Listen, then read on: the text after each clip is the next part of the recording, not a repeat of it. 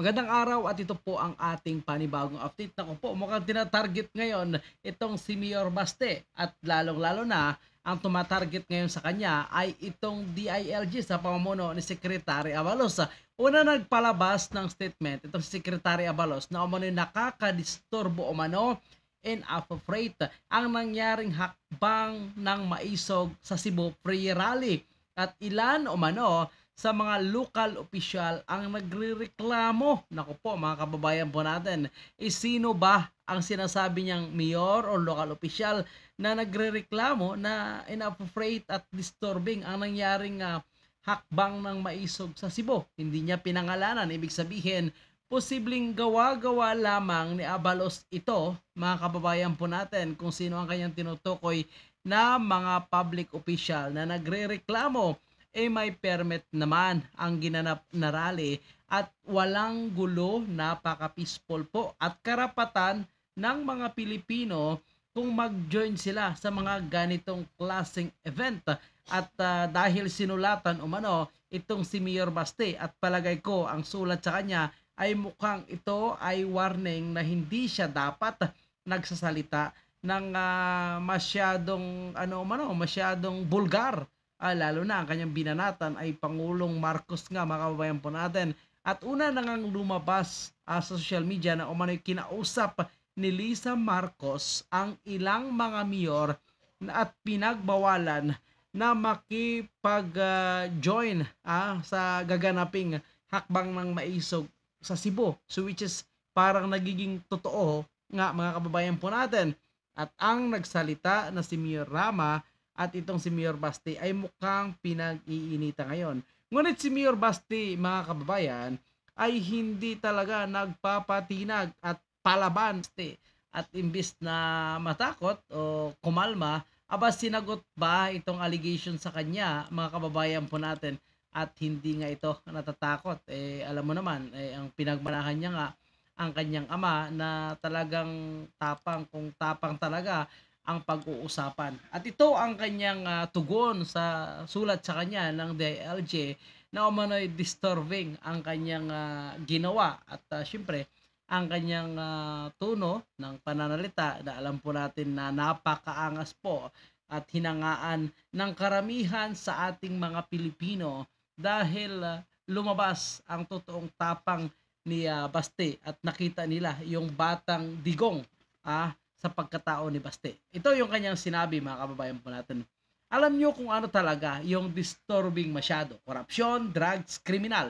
Kung hindi nyo iyan i-address, matatagalan ang pag-asinso natin. Sa mga gustong pumasok sa politika dahil gusto lang magpataba ng bulsa, magiging cycle na yan. Wala talaga. Ang permanenteng nasa taas ng society, yun pa talagang mga selfish ang motibo. So sa kanyang sinabi dito alam naman po natin kung sino sinasabi niyang selfish na motibo na kung gusto nila baguhin itong ating konstitusyon hindi para sa kapakanan ng taong bayan o hindi para mag-asenso yung ating bansa kundi gusto nila mapahaba ang kanilang termino at magkaroon pa ng mas malakas na kapangyarihan at mamumuno sa ating bansa. Siyempre, para sa kanilang pamilya at para sa kanilang personal na hangarin. Kaya kung tatanungin ako, tama, bulgar talaga ako. Inamin niya yan, mga kababayan po natin. Hindi ako nagsabi na mabait ako. Kailan ba ako nagsabi nun? Hindi ko talaga babaguhin ang statement ko. Hindi ko rin babaguhin ang paninindigan ko dahil lang sinita nyo ako. Bahala kayo, tanggalin nyo ako sa trabaho, okay lang sa akin. O, diba? Mga kababayan po natin. Napakaangas nga po ang naging pahayag ni Mayor Basti dito ha.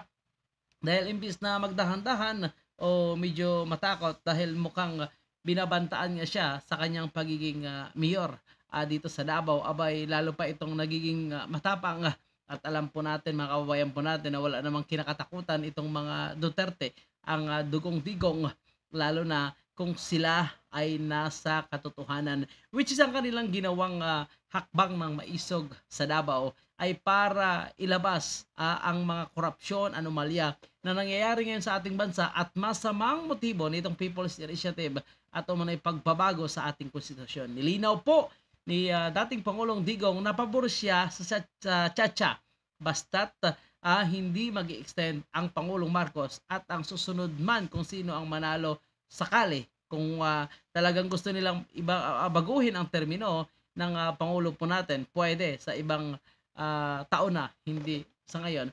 Dahil sigurado o mano ay maabuso na naman ang kapangyarihan. Ngunit si Marcos ay wala pang sagot patungkol sa naging pakayag ni dating Pangulong Digong at ikinatuwa naman ng House of Representatives na pumabor umano sa tsa itong si dating Pangulong Digong. Pero ito ngayon kay Basti, mga kababayan po natin, alam naman po natin kung sino ang nanggigipit dito at mukhang tinatakot nga siya, walang iba, itong si Secretary Abalos nga na naglabas na nga ng kanyang naunang pahayag, mga kababayan po natin, at ito na nga nakatanggap siya ng sulat. Mga kababayan po natin, pabor po ba tayo na mukhang pinapatahimik ngayon ng nasa gobyerno po natin na may kapangyarihan kagaya ng DILG, may sarili silang kapangyarihan, pwede nilang isuspende itong si Mayor Sebastian o Duterte kung talagang ipopost nila itong umano'y disturbing at inappropriate na naging ugali at masyadong vulgar nga itong si Mayor Baste. Ano po inyong komento dito, mga kababayan po natin, at opinion patungkol sa ganitong klaseng usapin? Kapangyarihan at katotohanan. Saan po ba kayo, mga kababayan po natin? Sa kapangyarihan na mukhang naabuso na ang ordinaryong mamayan o itong sa katotohanan para magsalita para sa kabutihan ng taong bayan? Comment na po, mga kababayan.